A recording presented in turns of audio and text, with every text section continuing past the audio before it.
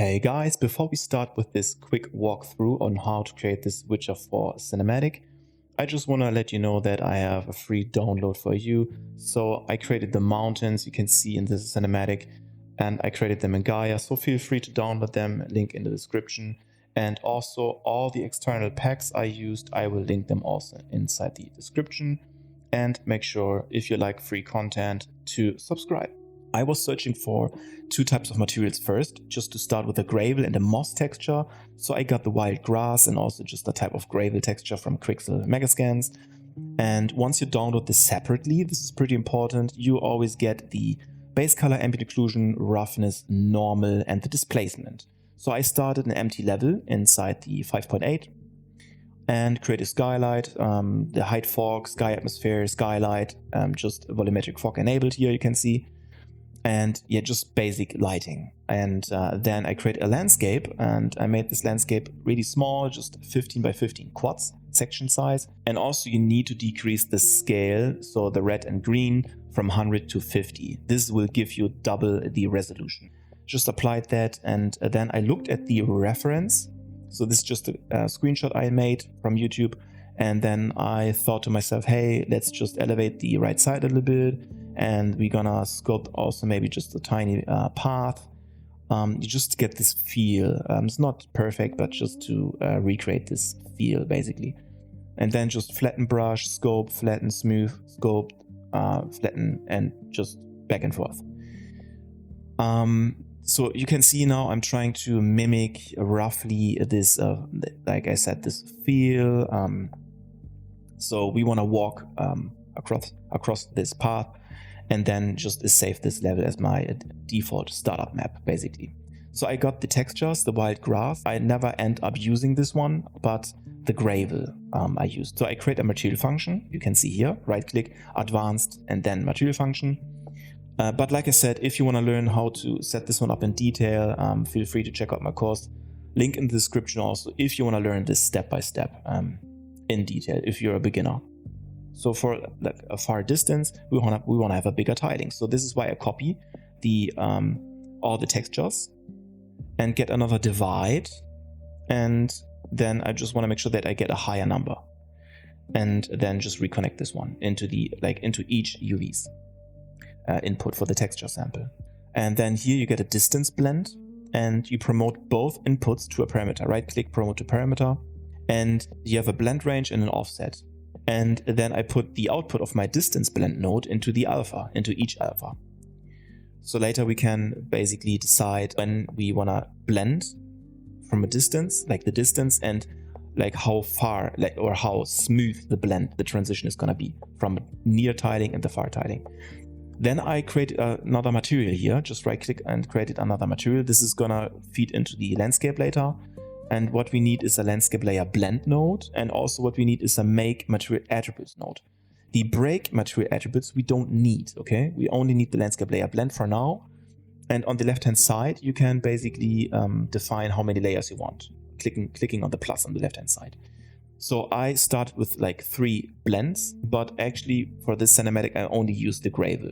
I never really used grass or moss or something. I only used the gravel. So yeah, and then you can see the MF gravel, the material function. You can just drag and drop this into your landscape material. Right click and create a material instance. And when you open up the material instance, I just drag and drop this material instance into my landscape material slot. And here now you can paint. You go to paint and you can add your layers, different layers. But for now we only have the gravel, and then you can paint if you want to. So you can see nothing is gonna happen here for now, because you need to click on that first. I just forgot to click on this. You can see it looks pretty horrible. So when you open up the material instance, okay, you go to window and details, and then you can open up everything we just created inside our material function. You just enable everything. You don't need to enable the texture slots on top, but you need to have the variables here. And now you can change the tiling near and also the tiling far. So I'm messing around basically now with the blend for near and far tiling, and the offset. So basically how strong the transition should be for the near and far tiling. but still you can see colors, everything looks horrible. So I'm just checking the scale, like the tiling, comparing this to the character basically. I paint everything here now and go into the material function. And what you can see is I want to set the specular value to a really low value, so something like 0.05, and hook this one up into the specular, because otherwise it's going to look like plastic. So now it's looking more organic. And here I set the variables or the parameters, and yeah, just change everything. It's looking really ugly now because we have the ambient occlusion. So we need to put the ambient occlusion to a really low number, because we only want to have a little bit of ambient occlusion. And then play around with the contrast, the brightness value, roughness intensity, norm intensity. You don't really need to change a lot, but what you really need to change is, of course, the ambient occlusion by default, and tiling is pretty important. So I was trying to get the right tint and brightness and contrast similar to The Witcher 4.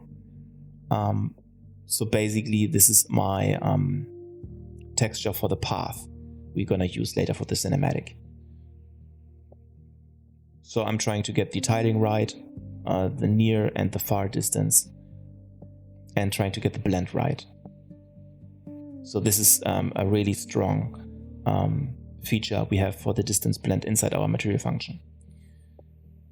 Back inside the material landscape, we enable tessellation on the left hand side, and you need to make sure that you go into the default engine, your config folder, and under renderer settings you need to paste those two variables, nanite allow tessellation and nanite tessellation equal 1. Those two commands are necessary, and then you need to save. And I hook up the displacement into the displacement input. And again, the displacement on the left hand side, you need to enable this one. And I just restarted my project. Okay, you need to restart your project, and then the tessellation is going to work. And when you go back to the material instance, you can further apply or change all the materials, or like the material attributes. And when you go back into the material itself, into the material landscape, again, you can change the magnitude, the tessellation strength, basically the displacement strength is called magnitude, and you need to set this one to a really low numbers, something like 0.08, 0.05, something like this, and maybe 0.1.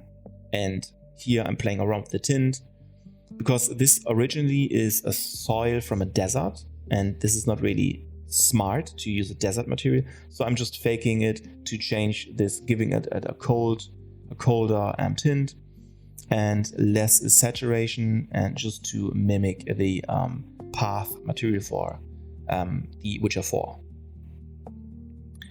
So please make sure that you go to your material and hook up the displacement, just like I did here.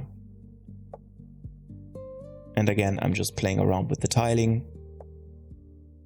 And as you can see, the displacement is only applied for the near tiling to save performance. So how did I do that? It's just when we lerp our distance node inside our material function, you remember this one, I just leave it blank, the lerp B input for my displacement. I don't connect anything inside there. So this will lead us to only have displacement for our near tiling, and for the far tiling we don't have any displacement. So it's also giving us much better performance. And here I'm adding some, not really adding, I'm just changing the exponential height fork and different directional light angle, so a different angle for the directional light, just to see like shadows and how the material reacts. And then I jump back to the next section here. And what I did is, when you create a blueprint, you can right click and create a blueprint, actor blueprint. And this blueprint is a decal actor. You can search for a decal actor. And here, this is from a pack I purchased. This is called like dirt and track decals. And those are pretty nice and ready to go. You can see they're already using a parallax occlusion. And when you see the decal, you put this material into a decal. You put this material into the blueprint, and the blueprint, like I said, is the decal actor. And now here you can see I'm just changing the decal material and using a different parallax value, just a small parallax value of something like 0.05 is fine, and change opacity values just to make this blend a little better into my landscape material. So you still can see if I increase the normal intensity, this is pretty mandatory. Now it's blending quite nicely. And also give it a colder tint to match it with my landscape material. And yeah, just play around with those values here. It's ready to go. This pack is pretty nice.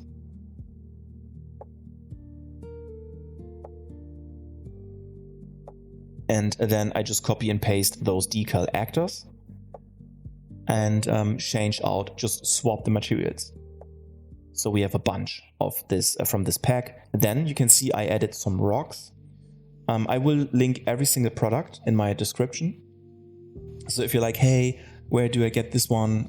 It's also just from a different pack from Decogon Studios called Rocks and Cliffs. And you can also just enable inside the material instance, you can enable snow also. And I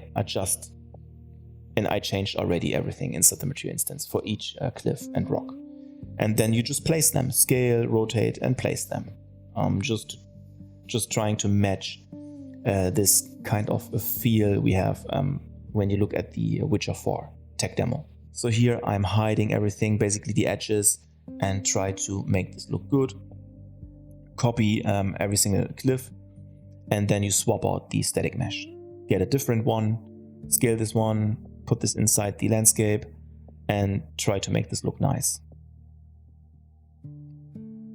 And then I scattered the stones. Those are also inside the pack, the smaller ones.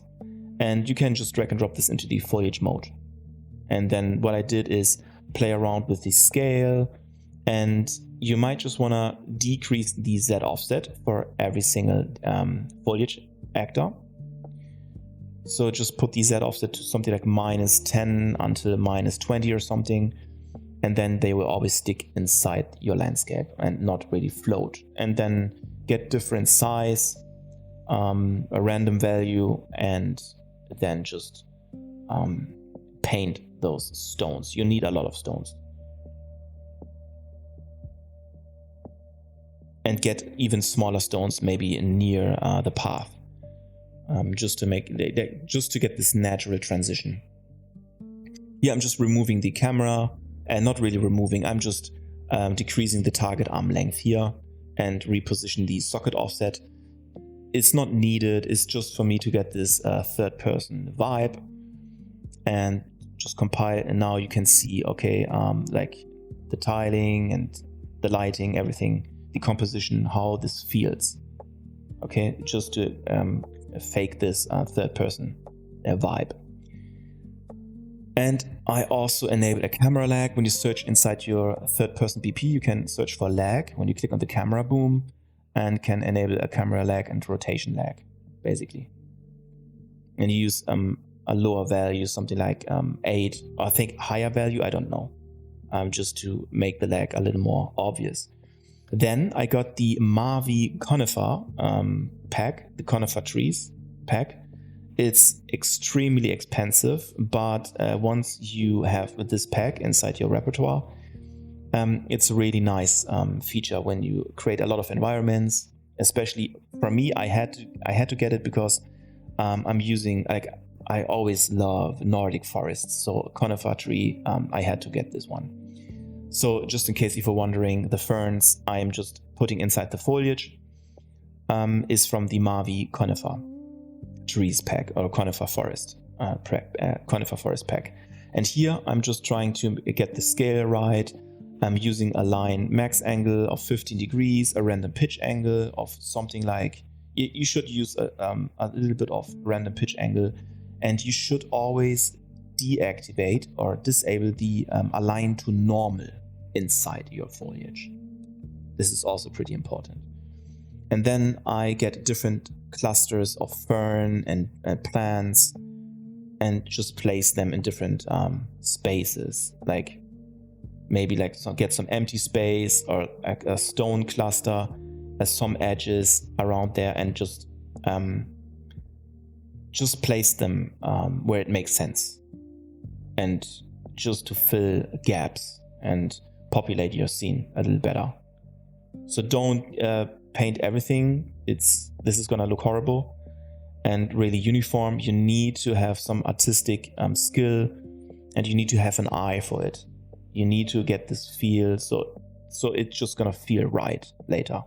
And then I went a little deeper into the Mavi conifer pack and also added the grass. So they also have a lot of different types of grass assets, and then try to get the offset right, reduce the offset to a minus value, so they're not really floating. Align a max angle, so give it a little max angle and also a random jaw, and disable the align to normal inside each of those foliage assets, and just try to get the scale right. So it should not be too big, but also it should not be too small, and you need to have some variations. So really small grass patches, also bigger patches. So the scale range should also be, so I'm using a scale here, you can see from something like 0.36 up until 0.5, 0.6. And then a high density, and get clusters also. Don't paint everything, get clusters, but those clusters are extremely dense. So you need to increase your paint density. And I usually populate the grass around those stone clusters also. And then I went for more foliage. So I was just searching or thinking about, okay, what can I add also on top of it, next to fern and grass and stones? I can maybe also add some branch patches. So those are just twigs and fallen branches, but it's not really real geometry. It's just a flat mask out plane basically of twigs. So this is something Mavi could improve using real geometry, but just to put this like really close to the ground, just like it's just cover, then it's fine, it's okay. And then I try to place it also carefully around the grass and the stone clusters, and it should, you need to be careful for those twig patches, like fallen twigs. They should not float, so you need to decrease the Z offset also inside your foliage. Then I went for small trees. So first I went for these little saplings and Nordic saplings, and then I added with the single brush or the single placement here inside the foliage, I added the big trees from the Mavi conifer forest pack, and made sure that I get like some smaller ones, some bigger ones, and you need to place them step by step. This is pretty important. Don't just paint trees randomly. You need to have them, you need to place them correctly so it's appealing, so it needs to make sense when you look at it. On the left side, on the right side, it needs to have, you need to place them properly and have the right scale. Don't just use a random paintbrush for this. You need to make this look right. And then again, I painted more, like with a single brush, I painted more of the saplings, the little ones, and I tried to populate a little more on the left and right hand side here, you can see. So still I'm using the reference from the screenshot, and then I added more of the dirt and track decals. I will also link this pack in the description, and just added some more of those track and puddles. They also have puddle decals, or it's a material. You just need to swap out the material. It's always the same decal, but you just need to swap out the material inside the decal. Then I added a plane, just a basic plane from Unreal Engine, and I scaled this one because I want to have a puddle there. But you need to be careful because you can see the edge of the plane should not stick out. I went into the sculpting, the landscape sculpt, and just sculpted it down a little bit so I can reveal some puddle. And just sculpt it a little more, just lower the terrain here. It's just small area. And so now I have the ability to reveal this plane inside the landscape. But again, make sure that the edge is not visible. And I painted away all the foliage here because it doesn't make any sense to have a lot of like grass and stones inside the water. And just populate more like grass, like small grass and like interesting things around those puddles or around this big water plane here.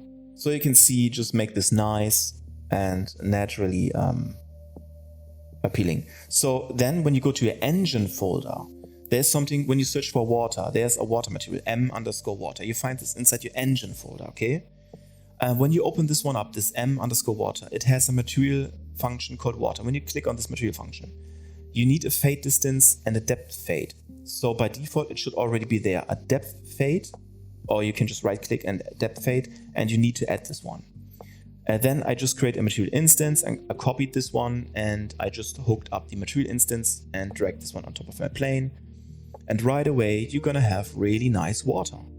So this is something like a nice secret, and Unreal Engine is not really gonna show you. You have this water material by default.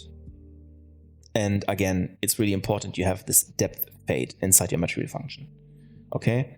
And then you can play around with those values, watercolor, this is completely up to you, and the depth fade just to hide the edges, otherwise it's going to look too artificial. So you have a nice blend how water behaves basically. Here I jumped to the next chapter here already, sorry for that. This is inside Blender. I created some mountains inside Gaia.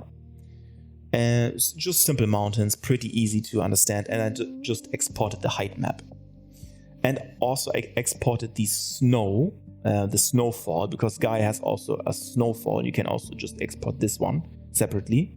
And here I just displaced the height map from Gaia. So you need to give yourself a plane inside Blender, and you need to subdivide this by a lot to get a lot of geometry. So this plane has 1 million polys.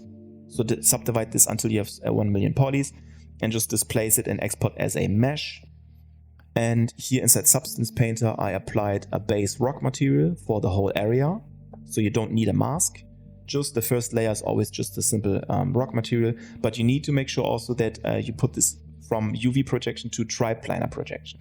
For rock mountains, always you need X and Y projection. So you need to set this one to triplanar. Otherwise, your rock's going to have tremendous stretching. And then I added on top of it another layer with the snow mask. So you can just mask a second layer with the snow mask from Gaia. And then you can tweak it with levels and all that stuff, and maybe blur, and yeah, just get a nice snow material on top with the snow mask you got from Gaia. And until like after the texturing process, I just placed this mesh and applied the material from the Substance Painter I just did quickly, and placed this mountain. So this mountain is basically 100 meters by 100 meters or something. So I have like 4 different mountains. By the way, I will also provide them to you. So I will create a link, and then you can download those mountains for free. So you can create your own background inside Unreal Engine.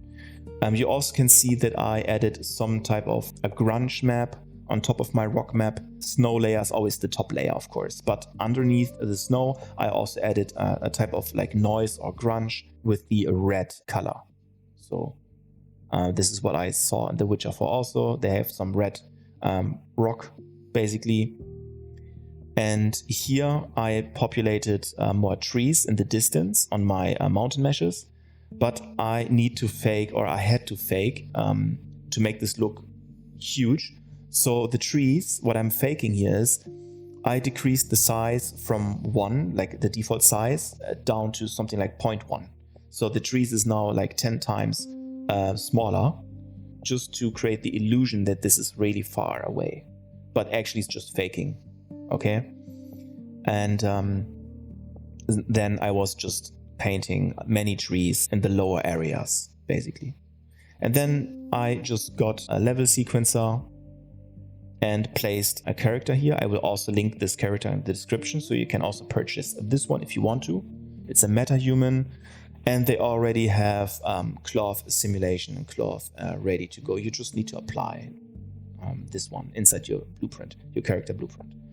And when you place this one, this character BP, you can also just right click here inside your level sequencer. You just drag and drop and right click on the blueprint, your character blueprint, and then you can also get the transform values. And here I get a starting position, and then maybe after like 10 seconds or something, I move this character.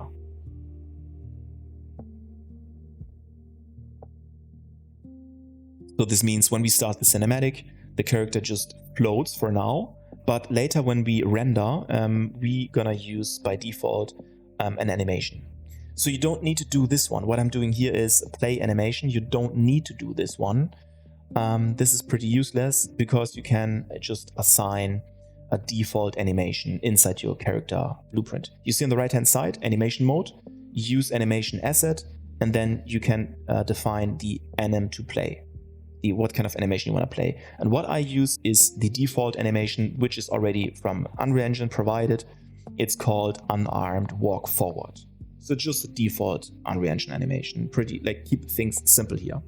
And then you can see I'm floating inside the preview.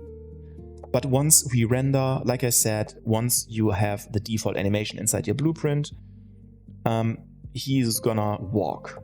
But for the preview, he's just floating. I added a camera shake. You can just right click and get a blueprint. And when you search for what kind of blueprint you wanna use, search for camera shake base. And when you open up this camera shake blueprint, you can define the amount of shake for each axis basically, and like how intense and how fast. But of course, it's just a quick walkthrough here. I cannot explain everything in detail, otherwise it's gonna take 10 hours.